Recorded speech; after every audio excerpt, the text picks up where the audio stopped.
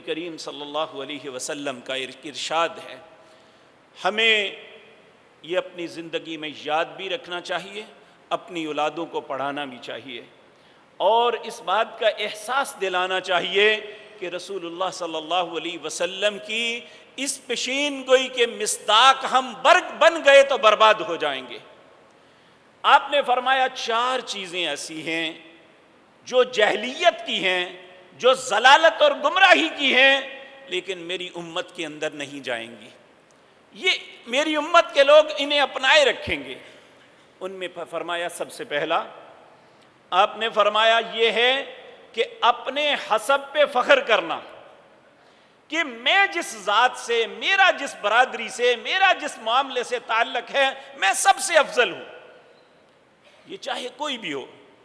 اور یہ بات، یہ خباثت، یہ غلاظت، یہ گندگی، یہ سوچ ہم سب میں ہے کہ ہم سمجھتے ہیں کہ ہم سب سے بہتر ہیں، باقی سب نعوذ باللہ کمتر ہیں۔ نمبر 2 آپ نے فرمایا دوسرے کے نسب پہ طعن کرنا، کہ ہر برادری کے متعلق کہنا فلاں میں یہ گناہ ہے، فلاں میں یہ غلطی ہے، فلاں میں یہ ذلت ہے، فلاں میں یہ ہے، فلاں میں یہ ہے، لیکن اپنی بات کو چھوڑ دیتے ہیں کہ میں کیا ہوں، مجھ میں کوئی غلطی نہیں ہے۔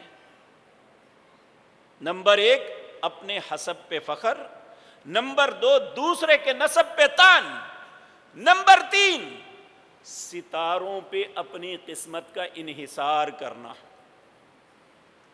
آج ہم روزانہ اخبار پڑھتے ہیں کہ آج کا دن میرے لیے کیسا رہے گا، میرا سٹار کون سا ہے، کس نے ہمیں بتایا؟ کوئی تورات میں ہے، انجیل میں اللہ نے ایسا حکم دیا، زبور میں دیا، صحف ابراہیم میں دیا، یا اللہ نے اپنی پاک کلام قرآن میں یہ حکم دیا کہ تمہاری قسمت جو ہے ستاروں کے ساتھ منسلک ہے؟ لیکن ہم سب کرتے ہیں الا ماشاء اللہ، اللہ ہی جسے بچا لے۔ اور یقین جانیے اکثر و بیشتر نہ بھی چاہتے ہوئے اگر نظر سے وہ گزر جائے نا، تو اس میں لکھا ہو آج کے دن تمہارے لیے مبارک نہیں ہے، تو ہم بڑی احتیاط سے وہ دن گزارتے ہیں کہ یہ نامبارک نہ ہو جائے۔ اسی کا نام شرک ہے۔ ہم اپنی ہر نماز کے بعد اللہ رب العزت کے ایک یقین دلاتے ہیں۔ اصل میں بات یہ ہے کہ ہم جس خطے میں رہتے ہیں نا، یہاں فرقہ بندی نے کسی کام کا نہیں چھوڑا۔ ہم صحیح رسول اللہ کی سنت طریقے کو اپنانے کے لیے تیار نہیں ہیں۔ ہم سوچتے ہیں کہ جو ہمارے باپ دادا کا طریقہ تھا، یا جس مسلک سے ہمارا تعلق ہے، جو طریقہ انہوں نے اپنایا ہے وہی ٹھیک ہے، دوسرے کو میں نے نہیں دیکھنا۔ حالانکہ ہمارا مسلک، ہمارے باپ دادا کا نام ہدایت نہیں ہے، ہدایت اللہ اور اس کے رسول کے طریقے کا نام ہے۔ تو نماز کے بعد عمومی طور پہ ہمیں یہ طعنہ دیا جاتا ہے، یہ دعا نہیں کرتے، بھئی اللہ کے رسول کا طریقہ کیا ہے؟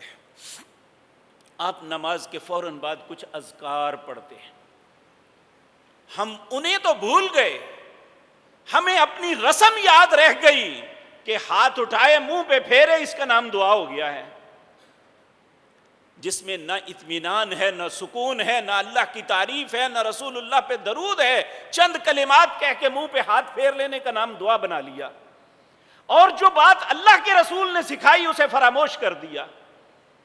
ان اذکار میں ایک ذکر یہ بھی ہے، سیدنا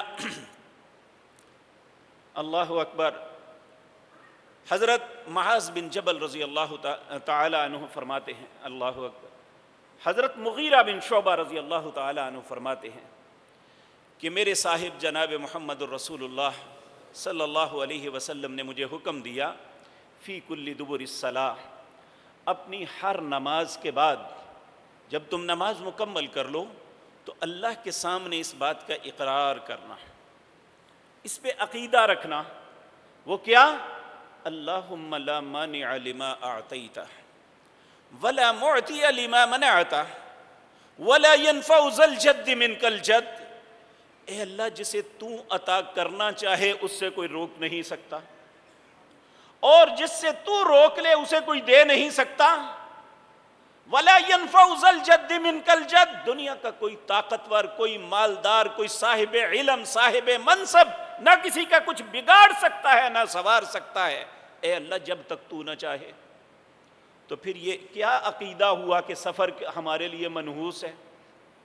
اس میں ایسا ہوگا یا ستاروں کی وجہ سے ہماری قسمت بدلتی ہے کہ اگر، بلکہ یہاں تک کہ عقیدے اتنے بگڑ چکے ہیں، ایسے گھروں میں بھی سوال کرتے ہوئے میری مائیں، بہنیں، بیٹیاں یہ سوال کرتی ہیں کہ اللہ نے بیٹا یا بیٹی عطا کیے ہیں اور فلاں تاریخ کو ہوا، اس کا سٹار یہ ہے، اور یہ بتائیں کہ قسمت کے اعتبار سے اس کا نام کون سا ٹھیک رہے گا۔ یہ تو ہندوؤں کا عقیدہ تھا۔ کس نے مسلمان کو یہ سوچ دی ہے؟ کیوں یہ سب کچھ ہو رہا ہے؟ اور نبی کریم نے فرمایا چوتھی بات یہ ہے کہ یہ اپنی ہر مصیبت کے وقت واویلا نوحہ کریں گے، اور آج اسے فرض سمجھ لیا گیا ہے، جس میت پہ نوحہ نہ ہو، جہاں بال نہ کھولے جائیں، جہاں پیٹا نہ جائے، تو کہتے ہیں اسے محبت ہی نہیں اپنے مردے سے۔ کہا یہ جاہلیت کی چیزیں ہیں جو میری امت کے اندر آ جائیں گی۔ میرے عزیز